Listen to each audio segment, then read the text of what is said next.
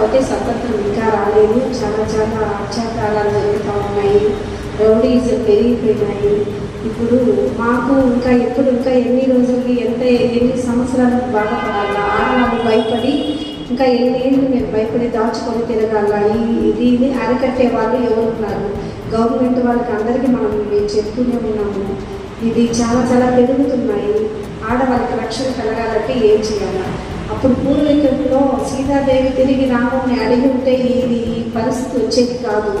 అప్పటికి ఆమె అప్పుడు పూర్వీక వాళ్ళే ఉండడం వల్ల ఇప్పుడు వచ్చేసి ఇంకా ఇంకా ఇంకా పెరుగుతూనే ఉంది. ప్రతి సంవత్సరం ఎన్నేళ్ళు అయినా ఇది అరికట్టగలుగుతారా లేదా అన్నది మాకు తెలియటం లేదు.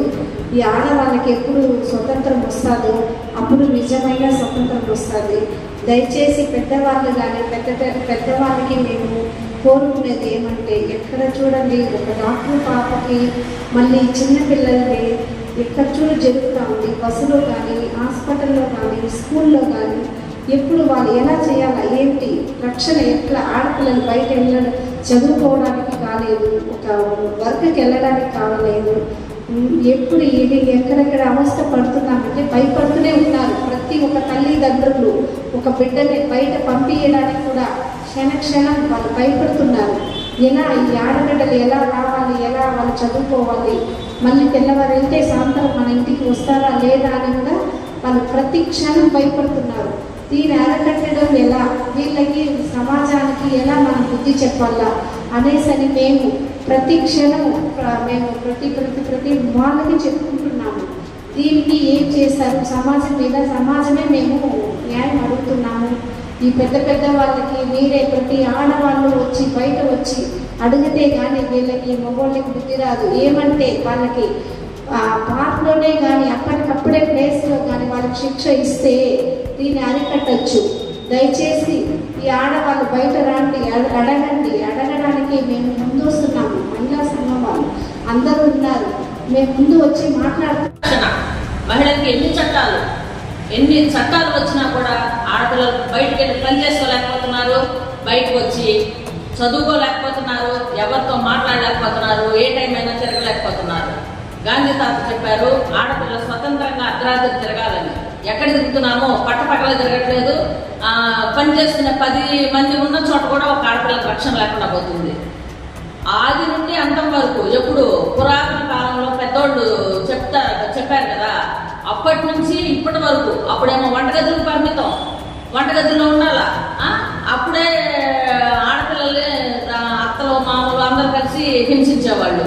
అంతకు ముందు రాముడు సీత, ఆ రాముడు గురించి చెప్పాలంటే ఆ రాముడు వారు సీత ఆ రోజు ఎదురు తిరిగినట్లయితే ఆ రోజు నుండి ఈ రోజు వరకు కొంచెం రక్షణ వచ్చేదేమో.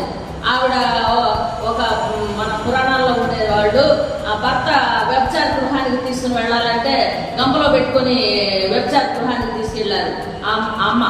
ఆమె ఆ రోజు తీసుకెళ్ళి ఆ కాలంలో పడేసి ఉండేవాడిని మనకి ఈ గతి వచ్చేది కాదేమో. అట్లాగే సీత విడాకులు అడుగుతుంటే ఆ రోజుల్లో ఈ సమస్యలు మనకు వచ్చే కాదేమో. అట్లాగే ఆది నుండి ఇప్పటి వరకు కూడా మనకి ఆడవాళ్ళకి కష్టాలేనా, ఎక్కడికి వెళ్ళాలన్నా, ఎవరితో మాట్లాడాలన్నా కష్టాలేనా, ఏ మగవాడితో మాట్లాడాలన్నా కష్టాలేనా? అర్థం చేసుకోరా ఇంకా వీళ్ళు? మన పరిస్థితులు ఏంటి? చిన్న పిల్లలు, చిన్న సమస్యలు, చిన్న పిల్లల్ని కూడా వాళ్ళు మరి అంత మూర్ఖులుగా, మృగాలుగా మనం ఎక్కడ ఉంటున్నాము, ఏ సొసైటీలో ఉంటున్నాము, మన మనుషుల్లో ఉంటున్నామా? ఎవరు కప్పు చెప్పాలి బిడ్డల్ని? మనం వెళ్ళేటప్పుడు పక్కింటోడు కప్పు చెప్పాలా, ఎదురింటోడు కప్పు చెప్పాలా, మనకి కావాల్సిన వాళ్ళ కప్పు చెప్పాలా? సొంత బాబాయి, సొంత తాత, సొంత అన్న, ఇలాంటి వాళ్ళ మన జీవితాన్ని నాశనం చేసేది. ఆడపిల్లకి ఎక్కడ రక్షణ ఉంది? ఏ చట్టాలు ఉన్నాయి? ఈ రోజు చూడండి, ఆ కలకత్తాలో ఆమె అంత క్రూరంగా చంపినటువంటి వాళ్ళని ఇంతవరకు బయటకు తీసుకురాలేక ఎవరినో ఒకరిని చూపిస్తున్నారు. మిగతా వాళ్ళు ఏమయ్యారు? వాళ్ళకి ఎప్పుడు పడితే శిక్షలు. మేమేం చేయాలి వాళ్ళ గురించి? ఒక్కసారి వాళ్ళని వదిలి ఆడవాళ్ళలో వదలమనంటూ అక్కడ వాళ్ళు ఆ చట్టం మీద, ఆ న్యాయం మీద ఆడవాళ్లే చేస్తారు. ఏంటిది? ఏమి మనం సొసైటీకి ఏం మెసేజ్ ఇస్తున్నారు? వాళ్ళ అన్న చెల్లెళ్ళు, వాళ్ళ ఒక అన్న ఒక చెల్లికి ఇవ్వాల్సిన మెసేజ్ ఏంటి? ఒక చెల్లి బయటకు వెళ్తుంటే అన్న రక్షించాల్సిందేంటి? ఒక తండ్రి ఒక కూతురు బయటకు వెళ్తుంటే ఒక తండ్రి రక్షించాల్సింది ఏంటి? ఇవన్నీ వదిలేశారు, ఇవంతా గాలి వదిలేశారు. ఒక సెక్స్ మీద మాత్రం పడుతున్నారు. ఏంటిది? ఏమైనా ఆడపిల్లల్ని రక్షించేదానికి మన పోలీసు వ్యవస్థ కానీ మరి కోర్టు వాళ్ళు కానీ మరి ఎన్నో చేయాల్సినటువంటి త్వరిత న్యాయాలు. నాకు చాలా బాధాకరంగా. అయితే దానికంటే ముందుగా ఒక వీడియో మీకు చూపిస్తాను.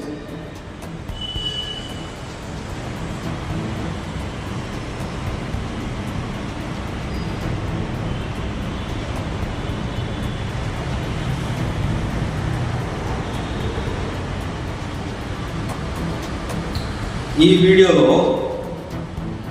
ఏం జరుగుతుంది, అసలు ఈ అమ్మాయిని ఎందుకు ఇంత దారుణంగా వాళ్ళు హింసించారు అన్న విషయం కూడా తెలియడం లేదు. రీసెంట్గా జరిగింది. అయితే కలకత్తా మహానగరంలో ఇటువంటి ఒక డాక్టర్ని, ఒక జూనియర్ డాక్టర్ని వేధించి వెంటాడి మానసికంగా హింసించి ఆ అమ్మాయిని నానా రకాలుగా ఇబ్బంది పెట్టి చంపడం జరిగింది. ఇది దేశమంతా కూడా ప్రతి రాష్ట్రంలోనూ ఉన్నటువంటి మహిళలు, అలాగే ఎన్జిఓ సంఘాలు ఏవైతే ఉన్నాయో అన్నీ కూడా స్పందించి ఒక రెగ్యులేషన్ అనేది తీసుకుని వస్తే ఆడపిల్లల్ని హింసించినటువంటి ఏ మగాడైనా సరే వాడికి తక్షణం శిక్ష పడేలాగా ఒక చట్టాన్ని తీసుకుని వస్తే ఖచ్చితంగా మన ఇండియాలో, మన భారతదేశంలో ఇటువంటి అనర్థాలు జరగవు. ఎక్కడో చూస్తూ ఉంటాం, ఎక్కడో చెప్తా ఉంటారు. అయితే ఎక్కడో పాకిస్తాన్లో జరిగిందంట, ఎక్కడో ఆఫ్ఘనిస్తాన్లో జరిగిందంట. అమ్మాయిని రేప్ చేసేవాడిని అప్పటికక్కడే నరికి చంపేశారు.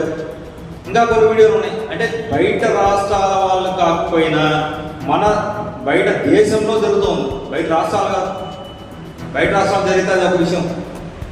బయట దేశంని చూసి, మన పొరుగు దేశాలను చూసి మన భారతదేశం ఏం నేర్చుకుంటుంది? ఎప్పుడో 1992లో ఒక రేప్ కేసు మీద కేసు కడితే వాళ్ళకి రీసెంట్గా లైఫ్ శిక్ష వేశారు. దాదాపు ఇప్పుడు జరిగి 30-40 సంవత్సరాలు అవుతుంది. వాళ్ళకి ఇప్పుడు లైఫ్ వేస్తే ఏ ప్రయోజనం ఉంది? ఇంకా ఆల్రెడీ జీవితకాలం అంతా వాళ్ళు తిరిగేశారు, అయిపోయింది, అనుభవించేశారు, బయటే ఉన్నారు, ఏదో కోర్టుకు పోతున్నారు, వస్తున్నారు. వాళ్ళు ఇప్పుడు ఇంకా బతికి ఉంటే ప్రయోజనం ఏంటి?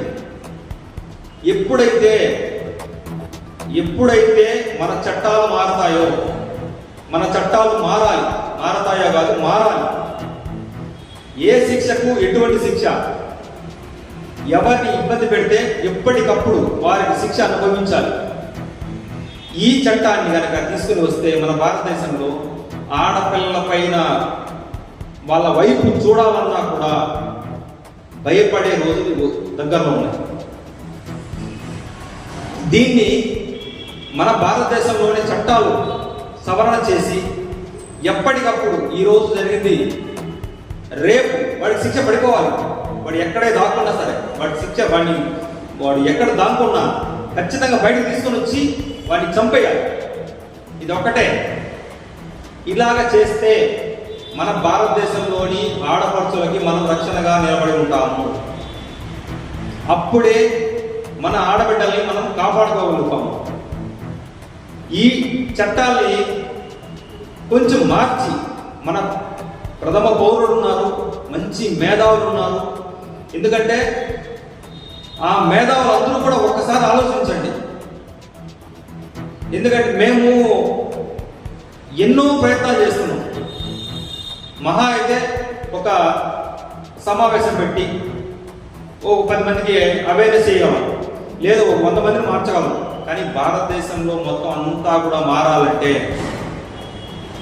ఐఏఎస్ ఆఫీసర్లు ఉన్నారు, ఐపీఎస్ ఆఫీసర్లు ఉన్నారు, అలాగే జడ్జిలు ఉన్నారు, లాయర్లు ఉన్నారు. వీళ్ళందరూ కూడా ఒక్కసారి మన భారతదేశంలోని చట్టాన్ని ఒక్కసారి సవరణ చేస్తే, ఈరోజు తప్పు చేసిన వాడికి రేపు శిక్ష పడిపోతుంది అన్న ఒక చట్టాన్ని తీసుకురాగలిగితే మన భారతదేశంలోని ఆడపడుచులు అందరూ కూడా చాలా సేఫ్ ఉంటారు. మన భరతమాత ముద్దు బిడ్డలందరూ కూడా చాలా సుఖ సంతోషాలతో, అలాగే వాళ్ళు కుటుంబాలు వారి పిల్లలతో చాలా సంతోషంగా ఉంటారు. కాబట్టి దయచేసి ఇప్పటికైనా చట్టాల్లో కొన్ని సవరణ చేస్తారనేసి ఈ సభాముఖంగా తెలియజేసుకుంటున్నాము. దీనికి మన సమాచార హక్కు చట్ట న్యాయ పోరాట సమన్వయ కమిటీ, ప్రజారక్షణ వేది కార్యవర్గ సభ్యులందరూ కూడా ఎక్కడికక్కడ యుద్ధాలు చేస్తున్నారు. ఈ చట్టాలను తీసుకురావడం కోసం యుద్ధాలు చేస్తాం, ఇబ్బంది లేదు. అయితే కూడా మన చట్టాన్ని మార్చాలని చెప్పేసి ఈ సభాముఖంగా తెలియజేసుకుంటున్నాను. Thank you.